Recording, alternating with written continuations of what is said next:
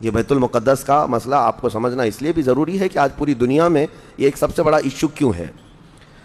اس کی بنیاد یہ ہے کہ حضرت آدم علیہ السلام کے بعد سے وہ جگہ مقدس تھی فرشتوں کی تعمیر کی ہوئی، لیکن جب حضرت داؤد علیہ السلام تشریف لائے تو آپ نے، چونکہ آپ کی حکومت تھی اس وقت، آپ بادشاہ تھے، آپ نے ایک مسجد تعمیر کرنے کا حکم دیا، لیکن آپ کے زمانے میں وہ کام نہ ہو سکا، تو اپنے بیٹے حضرت سلیمان علیہ السلام کو انہوں نے حکم دیا.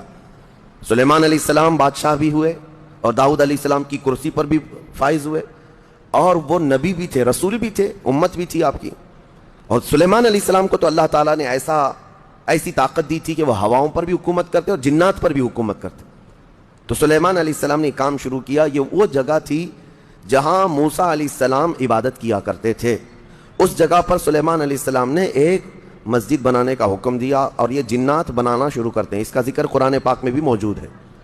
حضرت سلیمان علیہ السلام نے جب پورا ڈیزائن دیا کہ اس طرح سے بننا ہے تو پھر جنات تعمیر کرتے رہے اور جنات اتنا خوف کھاتے تھے سلیمان علیہ السلام سے کہ وہ ایک لمحہ بھی حضرت سلیمان علیہ السلام سے غافل نہیں ہوتے یا حکم عدولی نہیں کرتے. ہوا یہ کہ کام ابھی کمپلیٹ نہیں ہوا تھا کہ سلیمان علیہ السلام کا انتقال ہوا تو جنات بھاگ جاتے، لیکن اللہ کی مصلحت، حضرت سلیمان علیہ السلام لکڑی لے کر یوں کھڑے رہتے تھے، اپنا عصا لے کر کے کھڑے رہتے تھے اور کام دیکھتے رہتے تھے. جب تک سلیمان علیہ السلام کھڑے ہیں تیزی سے جنات بڑے بڑے پتھر لاتے تعمیر کرتے رہتے تھے. انتقال ہوا سلیمان علیہ السلام کا اور آپ ایسے ہی کھڑے رہ گئے، آپ کے کھڑے کھڑے وفات ہوئی ہے. اور اس طرح سلیمان علیہ السلام کی وفات کو سالوں گزر گئے لیکن آپ وہاں سے ہٹے نہیں، کیونکہ کام چل رہا تھا. قرآن میں ہے، اللہ تعالیٰ فرماتا ہے جب لکڑی کو دیمک کھا گئی، کتنے سال گزر گئے ہوں گے، حضرت سلیمان علیہ السلام یوں ہی کھڑے تھے. اور عام دوسرے لوگوں کی موت تو چھوڑو، نیند میں کھڑا ہو کر کے دکھائے. وہ اللہ کے نبی تھے کہ انتقال کے بعد بھی وہ کھڑے رہے. روایتوں میں کئی سالوں تک، 10 سالوں تک آپ کھڑے رہے. اور اس کے بعد دیمک کھا گئی لکڑی کو تو لکڑی ٹوٹ گئی، تب سلیمان علیہ السلام زمین پر آ گرے. جنات اسی وقت جان گئے کہ یہ تو انتقال کر گئے ہیں. تب تک بیت المقدس کا کام کمپلیٹ ہو گیا تھا، جنات بھاگ گئے سب.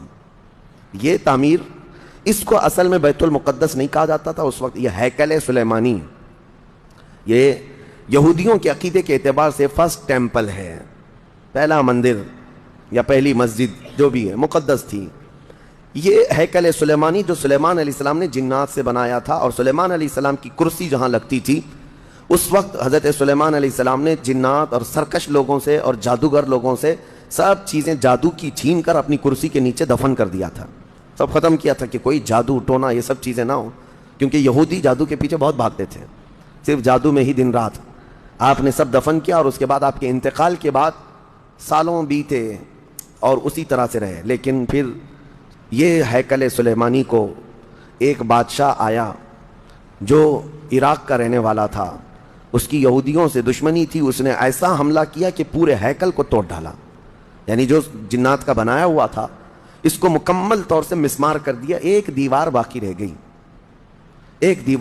رہ گئی، جہاں جا کر کے آج یہ یہودی روتے ہیں، دیوار گریا اس کو کہتے ہیں. وہ اس زمانے کی ایک باقی رہ گئی، باقی پورا ہیکل گرا دیا. زمانہ بیت گیا، یہودی اس بات پر روتے رہے کہ ان کو مارا گیا، قتل کیا گیا. پھر عیسائیوں کا اس پر قبضہ رہا، پھر عیسائیوں سے یہودیوں نے ایک بار پھر حاصل کیا، پھر دوبارہ یہ ٹائٹس کے زمانے میں عیسائیوں نے مار کر کے پورے یہودیوں کو خون کر دیا. اور پھر بیت المقدس کچھ نہیں تھا، ایک دیوار تھی، ایک دوسری وہاں پر ایک چھوٹی سی عمارت بنائی گئی. اس عمارت کو یہ سیکنڈ ٹیمپل کہتے ہیں. سیکنڈ ٹیمپل یہ دوسرا مندر، اور اسی کو عبادت گاہ بنا کر چلتے رہے.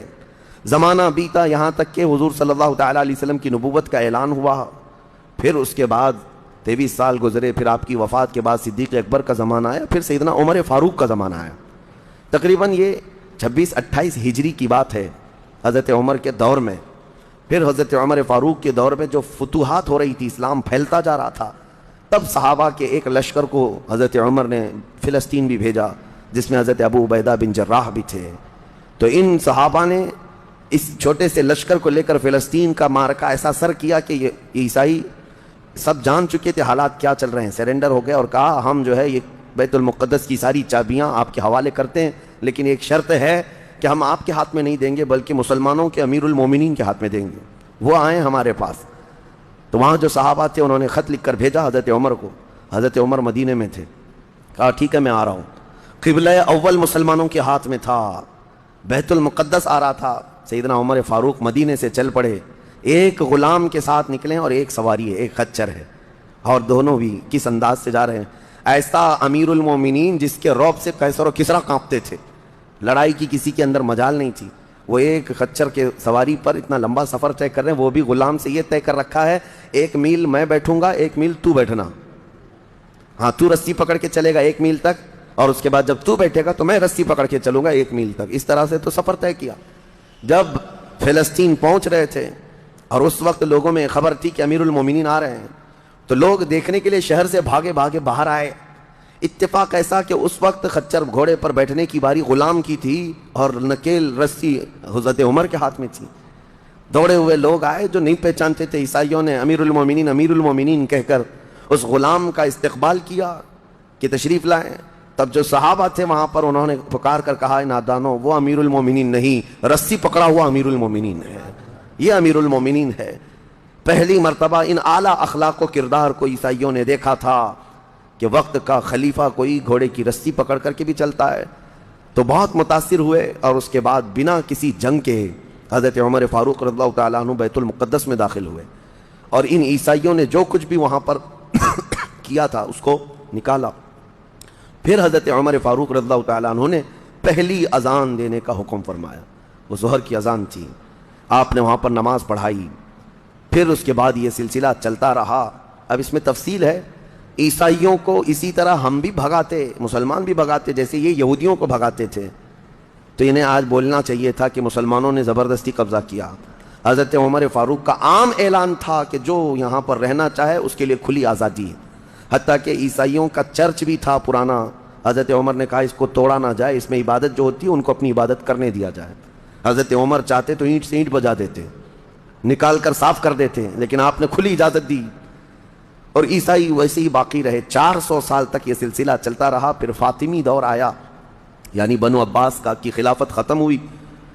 فاطمیوں کا غلغلہ تھا, انہوں نے خلافت سنبھالی, لیکن وہ مضبوط نہیں تھے. کمزور خلیفہ آئے, جس کی وجہ سے صلیبی طاقتیں جتنی بھی تھیں سب آ کر کے اس خلیفہ پر قبضہ جما لیا, اور بیت المقدس میں اجازت پہلے مانگ لی کہ ہمیں آنے جانے کی اجازت دی جائے. جب آنے جانے کی اجازت مل گئی تو پورے علاقے پر زبردستی غاصب قبضہ کر کے وہاں سے سارے مسلمانوں کو ختم کر دیا.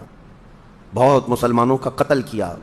فلسطین کی سرزمین یہودیوں کے قتل سے بھی بھری ہے, مسلمانوں کے قتل سے بھی بھری ہے, اور یہودیوں نے عیسائیوں کا بھی قتل کیا ہے. لیکن مسلمانوں کا قتل عام کر کے یہ زبردستی فائز ہوئے ہیں اس پہ بیت المقدس پر. یہ قبضہ جو ہے 87 ایئرز تک چلتا رہا, 87 سال تک.